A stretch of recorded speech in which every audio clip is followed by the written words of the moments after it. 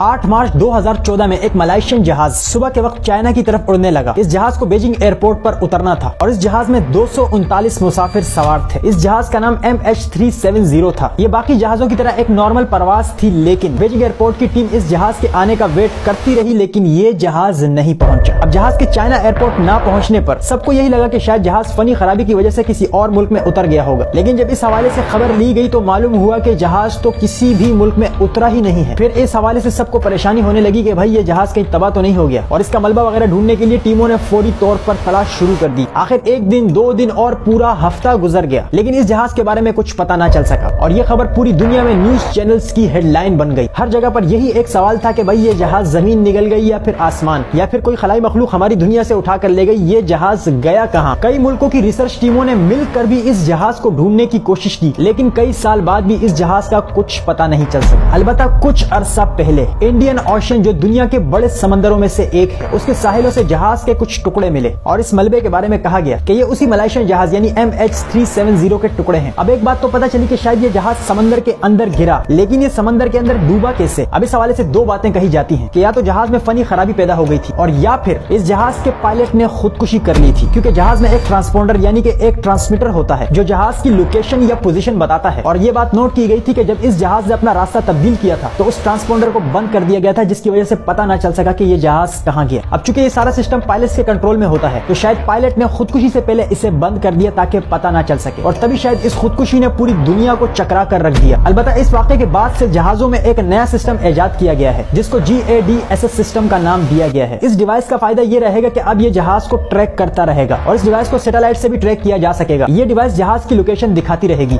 और इसमें यह खूबी डाल दी गई है कि जहाज का पायलट भी इस सिस्टम को बंद नहीं कर सकता, वरना पायलट्स की खुदकुशी की मिसाल वही है कि हम तो डूबे सनम, तुम्हें भी ले डूबेंगे।